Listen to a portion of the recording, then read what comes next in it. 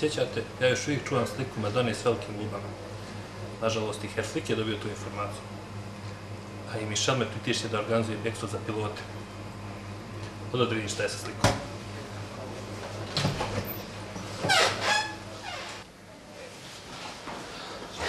Oh, Rene, ova kobasica je naša budućnost.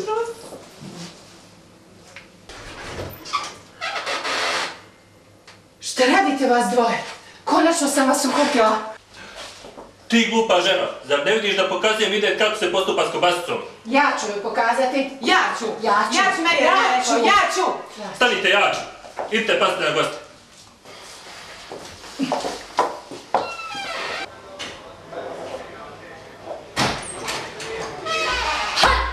Achtung! Herzlich kommt! René! Herr Flick!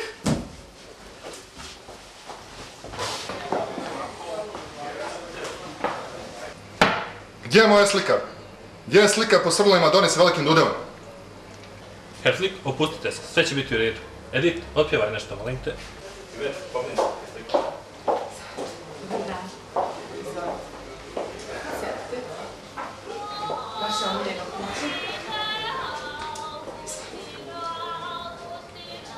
Da si mi stvorio sliku večeras do 10 sati. Ako ne bude slika do 10, gotov si. Ne brinite se, gospodine Herr Flick.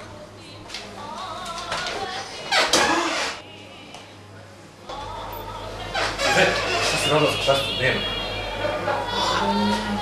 Ti znaš samo da ja znam gdje je jedna kobasica? Tvoja kobasica.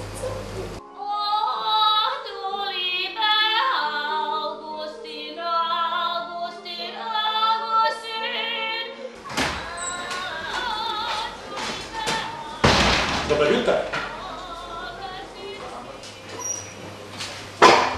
Šta vi radila? Pričala o Pika? Jeste slika? Da, Pika. Je našla Pika koju bi tražila. Šta se našla? Koju su? Pika, maca sa velika duda. Pokaži. Ja našla Pika! Pika visela na zidu!